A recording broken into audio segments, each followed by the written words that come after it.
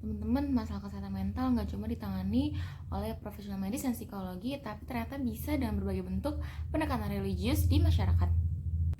Halo teman-teman, aku Safa. Di video ini aku mau bahas sedikit tentang salah satu terapi dengan pendekatan religius di Pondok Pesantren Suryalaya dalam mengatasi masalah psikologis dan berbagai kesehatan mental, khususnya individu yang mengalami kecanduan narkoba. Sebelum itu, teman-teman udah tahu belum apa sih Pesantren Suryalaya? Seperti yang udah kalian tahu, pesantren itu kan sebuah institusi pendidikan untuk mengajarkan pengetahuan, terutama pengetahuan agama. Nah, ada salah satu pesantren yang udah dikenal luas di masyarakat, namanya itu Pesantren Suryalaya. Pesantren ini terletak di Kampung Godebak, Desa Tanjung Kerta, Kecamatan Pagar Ageng, Kabupaten Tasikmalaya, Provinsi Jawa Barat.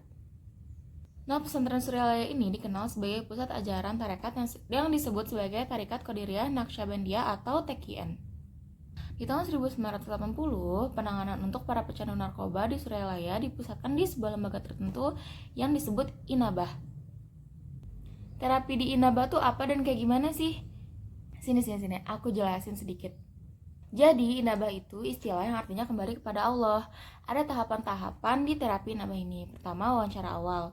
Wawancara awal berupa konsultasi baik dari keluarga maupun orang yang bersangkutan, kesepakatan, dan konsen terhadap pelaku untuk melakukan terapi. Kedua, talqin atau pengajaran zikir.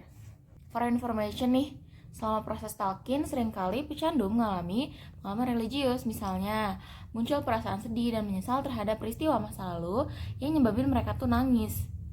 Ketiga, tinggal di inabah. Setelah wawancara dan melakukan talqin, para pecandu diharuskan tinggal di inabah.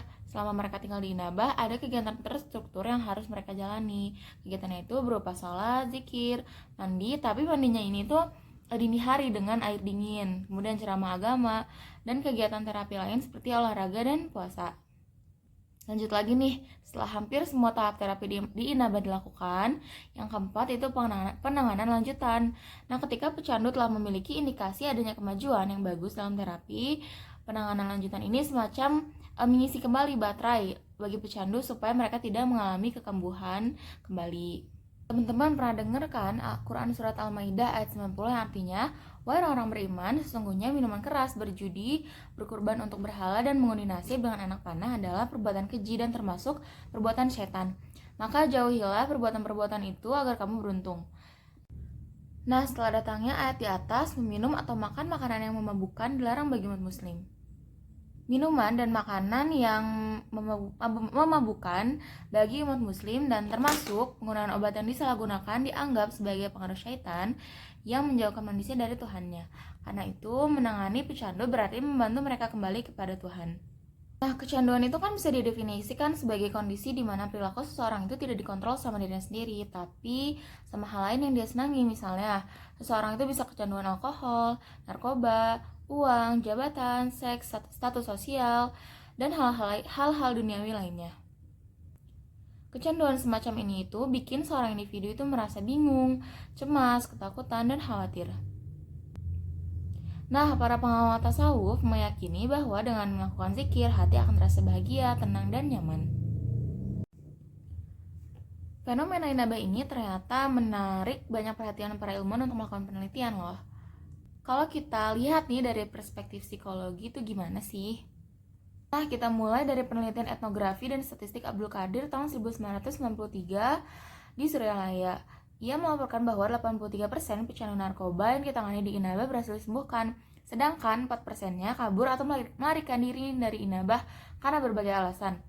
Ada lagi nih penelitian paling mutakhir yang dilakukan oleh Rahmatullah 2012 disebutkan bahwa salah satu keberhasilan terapi di Inabah adalah mereka menerapkan model pendidikan kasih sayang. Para pecandu sebagian besar ini berasal dari keluarga yang kurang harmonis, sehingga mereka itu haus akan kasih sayang. Begitu mereka melakukan terapi di Inabah yang diterapkannya itu kasih sayang, mereka merasa sudah terpenuhi apa yang mereka dambakan. Teman-teman, tadi kita udah ketahui kan tentang terapi zikir. Nah, zikir ini merupakan sebuah metode potensial untuk transformasi radikal atas kesadaran dari kesadaran bangunan normal kepada Altered States of Consciousness atau ASC. Gerakan tubuh yang ritmis dan pembacaan doa yang berulang-ulang menimbulkan sebuah pengalaman ACS yang ditandai dengan adanya perasaan damai, senang, dan bahagia. Ada testimoni nih dari pecandu yang diterapi di Inabah. Kata beliau, Ketika saya melakukan zikir, saya merasa seperti terbang sangat tinggi, seperti balon. Ini adalah pengalaman dalam diri saya. Pengalaman melayang memberikan peranan penting dalam proses terapi di Inabah karena ASI yang ditimbulkan zikir serupa dalam berbagai hal, bahkan lebih intensif jika dibandingkan dengan pengalaman-pengalaman ASI yang ditimbulkan oleh narkoba.